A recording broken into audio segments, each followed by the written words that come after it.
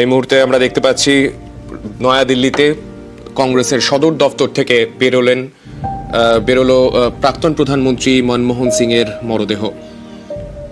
আমরা দেখলাম সেখানে তার দেহ যতক্ষণ শায়িত ছিল কংগ্রেসের শীর্ষ নেতৃত্বের তরফে তাকে শ্রদ্ধা জ্ঞাপন করা হলো এবং এখান থেকে তার অন্তিম যাত্রা শুরু হলো।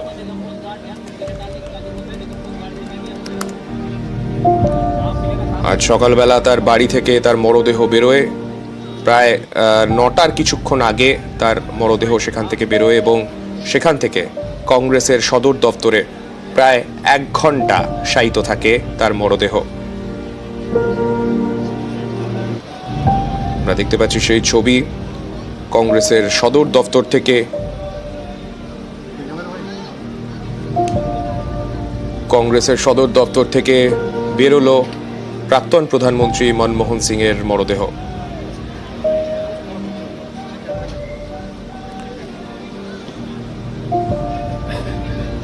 গতকাল থেকে 3 নম্বর মতিলাল নেহেরু রোডে মনমোহন সিং এর বাসভবনে তার দেহ শায়িত ছিল। সেখান থেকে আজ সকালবেলা 9:15 নাগাদ সেখান থেকে তার মরদেহ বেরোয় এবং সেখান থেকে তার মরদেহ নিয়ে যাওয়া হয় তার দীর্ঘ কর্মজীবনের সঙ্গে যে জায়গা জড়িয়েছিল, অর্থাৎ কংগ্রেসের সদর দপ্তর।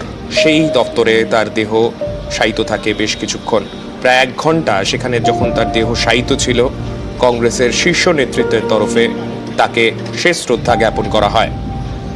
সেখান থেকে এই মুহূর্তে দেহ বেরিয়ে তার অন্তিম যাত্রার প্রস্তুতি চলছে।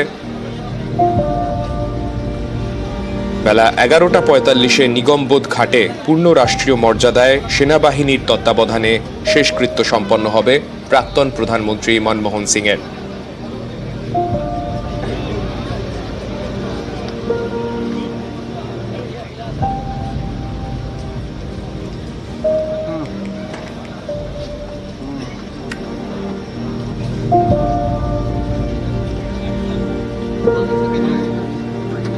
আমরা দেখতে পাচ্ছি সেই ছবি। শেষ যাত্রার প্রস্তুতি চলছে বলাই যায়। নিগমবোধ ঘাটে 11:45 শেষকৃত্য সম্পন্ন হওয়ার কথা রয়েছে প্রাক্তন প্রধানমন্ত্রী মনমোহন সিং এর।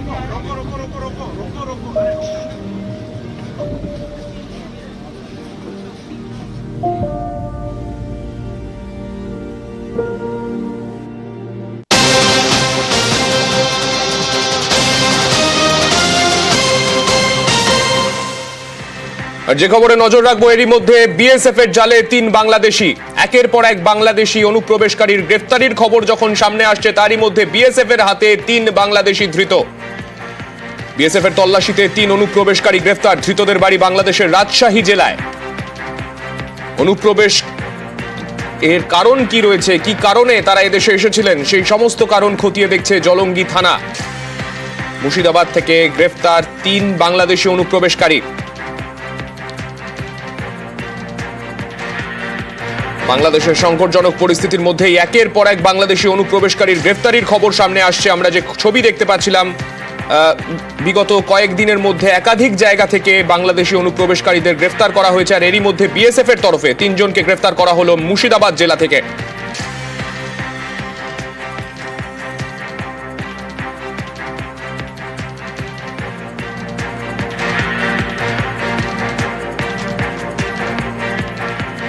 যে 3 জনকে গ্রেফতার করা হয়েছে তাদের নাম কামাল হোসেন, শাহাদাত আলী ও হযরত আলী। এই 3 জনেরই বাড়ি বাংলাদেশের রাজশাহী জেলার বিভিন্ন জায়গায়। বিএসএফ এর তরফে তাদেরকে আটক করার পর জলঙ্গি থানার পুলিশের হাতে তাদের তুলে দেওয়া হয়। কি কারণে অনুপ্রবেশ তা খতিয়ে দেখা হচ্ছে জলঙ্গি থানার তরফে। কোনো জঙ্গি কার্যকলাপ নাকি অন্য কোনো কারণ রয়েছে পেছনে, সেই সমস্ত কিছুই খতিয়ে দেখা হচ্ছে জলঙ্গি থানার তরফে।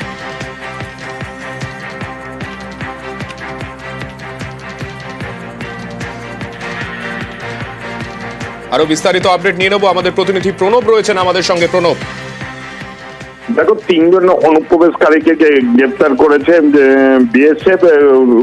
তোমার সীমান্ত দিয়ে পার হয়ে এই পারেই তোমার এসে লুকাবার চেষ্টা করেছিল। গোপন সূত্রে খবর পেয়ে বিএসএফ তল্লাশি শুরু করে, তারপরে কিন্তু 3 জনকে গ্রেপ্তার করে। এরপরে জলঙ্গি পুলিশের হাতে তুলে দেয় এবং জলঙ্গি থানার পুলিশ কিন্তু গোটা ঘটনা তদন্ত করছে। কি উদ্দেশ্যে এই পারে এই জলঙ্গিতে এসেছিল সেটা কিন্তু পুরো তদন্ত করে দেখছে জলঙ্গি থানার পুলিশ। বেশ, ধন্যবাদ প্রণব।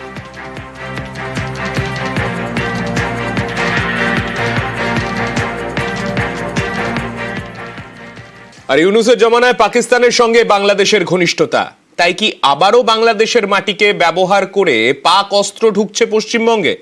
ক্যানিংয়ে ধৃত কাশ্মীরি জঙ্গির সম্পর্কে এমনই চাঞ্চল্যকর তথ্য পেয়েছেন গোয়েন্দারা। এরই মধ্যে অসম এসটিএফ এর জালে আরও এক জঙ্গি, ধুবড়ি থেকে জালে শাহিনুর ইসলাম।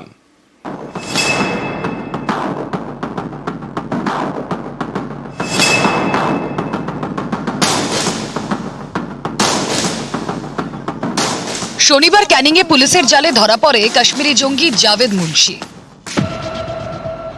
জাভেদ নিষিদ্ধ জঙ্গি সংগঠন তেহরিকুল মুজাহিদিনের সদস্য। জঙ্গি ট্রেনিং পায় পাকিস্তানে। যত সময় যাচ্ছে এই কাশ্মীরি জঙ্গির সম্পর্কে একের পর এক চাঞ্চল্যকর তথ্য প্রকাশ্যে আসছে। তদন্তকারীরা জানতে পেরেছেন বেশ কয়েকবার পাকিস্তান থেকে নেপালে গিয়েছিল জাভেদ। ব্যবসায়ের ছদ্মবেশে নেপালে যাতায়াত করত। ব্যবসার আড়ালে নেপালে অস্ত্র কারবারে যুক্ত ছিল। নেপাল থেকে অস্ত্র পাচার করত ভারতে। ভারতে নাশকতার জন্য নেপাল থেকে জঙ্গিদের অস্ত্র পাঠাতো জাভেদ। সেই অস্ত্র ছড়িয়ে পড়তো ভারতের বিভিন্ন জায়গায়। একটা সময় পাকিস্তান থেকে বাংলাদেশ হয়ে এপার বাংলায় ঢুকতো পাক অস্ত্র। তারপর ছড়িয়ে পড়তো ভারতের নানা জায়গায়। বাংলাদেশে পালাবদলের পর সে দেশের সঙ্গে পাকিস্তানের ঘনিষ্ঠতা বেড়েছে। এই পরিস্থিতিতে পুরনো রুট দিয়ে ফের অস্ত্র ঢোকানোর ছক কষছে জঙ্গিরা। সেই কারণেই জাভেদকে ক্যানিংয়ে পাঠানো হয় বলে দাবি গোয়েন্দাদের।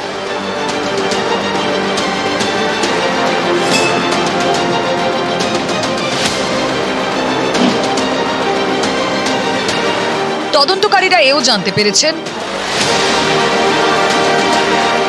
হাফিজ সৈয়দের ছেলে তালহা সৈয়দের সঙ্গে 3 থেকে 4 বার বৈঠক হয় জাভেদের। পাক অধিকৃত কাশ্মীরের মুজাফফরাবাদে বৈঠক হয় দুজনের। মুম্বাই হামলার মাস্টারমাইন্ড এই হাফিজ সৈয়দ। 25শে ডিসেম্বর গ্রেফতার 2 জঙ্গি। 3 দিনের মধ্যে গ্রেফতার আরও এক। জঙ্গি দমন অভিযান অপারেশন প্রঘাতে ফের সাফল্য অসম এসটিএফ এর। এবার ধুবড়ি থেকে জালে শাহিনুর ইসলাম।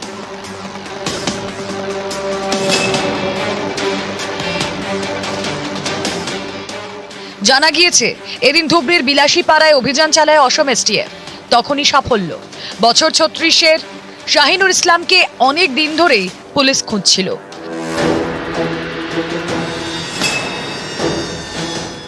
ধৃতের থেকে উদ্ধার হয় প্যান কার্ড, আধার কার্ড, পাসপোর্ট এবং আপত্তিজনক কয়েকটি বই। এসব পরিচয়পত্র জোগাড় হলো কিভাবে, পুরোটাই খতিয়ে দেখছেন তদন্তকারীরা। এর আগে 25শে ডিসেম্বর কোকরাঝাড় থেকে গ্রেফতার করা হয় আব্দুল জাহির শেখ এবং সাব্বির মির্ধাকে। দুজনেই আনসারুল্লাহ বাংলা টিমের সদস্য। সম্প্রতি ভারতের 3 রাজ্য থেকে আনসারুল্লাহ বাংলা টিমের 8 জঙ্গিকে গ্রেফতার করে অসম এসটিএফ। পশ্চিমবঙ্গ থেকে 2 জন, অসম থেকে 5 জন এবং কেরল থেকে 1 জন। এদের জেরা করেই জাহির ও সাব্বির নামে 2 জঙ্গির খোঁজ পায় অসম পুলিশ। তারপর এদিন ফের অপারেশন প্রঘাতে সাফল্য, ফের জঙ্গি জালে। নিউজ 18 বাংলা। ঘরে বাইরে চাপে, তার জেরে মোহাম্মদ ইউনূসের সুর এবার নরম। এবার তার ঘোষণা, সংস্কারের পরে ভোট নয়, সংস্কারের সঙ্গে সঙ্গেই বাংলাদেশে চলবে ভোটের প্রস্তুতি।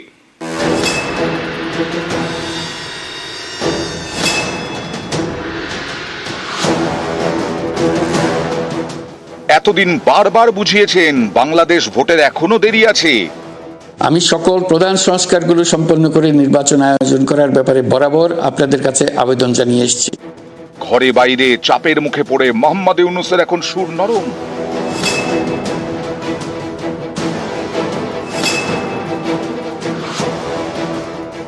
নির্বাচনের প্রস্তুতির কাজ মূলত নির্বাচন কমিশনের। সংস্কার ও নির্বাচনের প্রস্তুতি একই সঙ্গে চলতে থাকবে। নাগরিকদের নির্বাচনের তারিখ না পাওয়া পর্যন্ত এই প্রক্রিয়ায় সময় দিতে হয় না, কিন্তু সংস্কারের কাজে সকল নাগরিককে অংশগ্রহণ করতে হবে। 10 দিনেই সুর বদল, আগে সংস্কার পরে ভোট। এই অবস্থান থেকে সরে এলেন মোহাম্মদ ইউনূস। অনেকেই বলছেন এর থেকে স্পষ্ট ইউনূস সরকার ঘরে বাইরে কতটা চাপে। একদিকে সুর চড়াচ্ছেন হাসিনা। আজকে একটা অবস্থায় পড়ে গেছে যেখানে বাংলাদেশটা মনে হয় যেন হায়নাদের দখলে চলে গেছে। দেশের মানুষের জীবনের নিরাপত্তা নাই, শান্তি নাই, পেটে খাবার নাই, সেই ধরনের একটা পরিস্থিতিতে মানুষকে জীবন কাটাতে হচ্ছে। এই অবস্থা থেকে দেশকে মুক্ত করতে হবে। আমরা যে বিশেষ করে আওয়ামী লীগ ক্ষমতা থাকতে বাংলাদেশের মানুষের যে সার্বিক অর্থসামাজিক উন্নতি আমরা করেছিলাম তা সবই ধ্বংস করে দিচ্ছে। আবার যেন বাংলাদেশ এখন ভিক্ষুকা জাতীয় পরিণত সেই চক্রান্তটা এই করছে। অগস্টে শেখ হাসিনার দেশত্যাগ, তারপর থেকে বাংলাদেশে অন্তর্বর্তী সরকার, নেতৃত্বে নোবেলজয়ী মোহাম্মদ ইউনূস। হাসিনা বিরোধী আন্দোলন এবং অন্তর্বর্তী সরকার করতে বড় ভূমিকা নেয় বিএনপি। সেই বিএনপির দাবি দ্রুত ভোট করাতে হবে, কিন্তু ভোটের আগে দেশে সংস্কারের প্রয়োজন বলে ঘোষণা করেছিলেন ইউনূস, যা মানতে নারাজ বিএনপি। তাদের প্রশ্ন, ভোট এত দেরিতে হবে কেন? বিএনপির দাবি, আগে ভোট পরে সংস্কার। পদ্মাপাড়ের সংস্কার হবে নির্বাচিত সাংসদদের হাত দিয়ে। নির্বাচন অতি সত্বর হওয়া দরকার। একটি নির্বাচিত সরকার যত তাড়াতাড়ি ক্ষমতায় আসবে, যে বাংলাদেশের বর্তমান অর্থনৈতিক, সামাজিক, রাজনৈতিক এবং বৈদেশিক যে বিষয়গুলো আজকে আমরা সম্মুখীন হচ্ছি, সেগুলো একটা নির্বাচিত সরকারের পক্ষে দ্রুত সমাধান দেওয়া সম্ভব। সেটা একটি সংসদ সরকারের মাধ্যমে আমাদের এই কাজগুলো করতে হবে, সংস্কার করতে হবে সংসদে।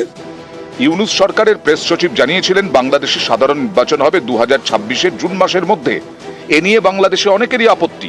মাননীয় প্রধান উপদেষ্টা বলেছেন আগামী বছরের শেষে অথবা তারপরের বছরের মধ্যখানের ভিতরে একটা নির্বাচন অনুষ্ঠিত হতে পারে। আমরা বলবো ক্রমান্বয়ে সুস্পষ্ট ঘোষণাটাও দিয়ে দিন। ঘোষণাটা হলে এদেশের মানুষের মধ্যে একটা আস্থা তৈরি হবে যে এই সরকার আবার মঈন ফখরের সরকারের মতো নতুন দল গঠন করে ক্ষমতায় বসার অভিলাষ প্রকাশ করবে না। মেরুদণ্ডহীন উপদেষ্টা পরিষদ দিয়ে মোকাবেলা করা যাবে না। আপনারা যদি সহায়তা দিতে ব্যর্থ হন, জানুয়ারিতে আমরা প্রধান উপদেষ্টার কার্যালয় ঘেরাও করবো। এই মাজা ভাঙ্গা, কোমর ভাঙ্গা মেরুদণ্ডহীন উপদেষ্টা পরিষদ দিয়ে মোকাবেলা করা যাবে না। জাতীয় সরকার করতে হবে, তারা শুনলেন না। ঘরে এরকম চাপ, বাইরে থেকেও চাপ। একদিন আমেরিকা কড়া বার্তা দিচ্ছে তো আরেকদিন বাংলাদেশে যাচ্ছেন রাষ্ট্রসংঘের প্রতিনিধিরা। ঘরে বাইরে এই চাপের মুখে ভোট নিয়ে এবার সুর বদল মোহাম্মদ ইউনূসের। আমি সকল প্রধান সংস্কারগুলো সম্পন্ন করে নির্বাচন আয়োজন করার ব্যাপারে বরাবর আপনাদের কাছে আবেদন জানিয়ে এসেছি। নির্বাচনের প্রস্তুতির কাজ মূলত নির্বাচন কমিশনের। সংস্কার ও নির্বাচনের প্রস্তুতি একই সঙ্গে চলতে থাকবে। নিউজ 18 বাংলা।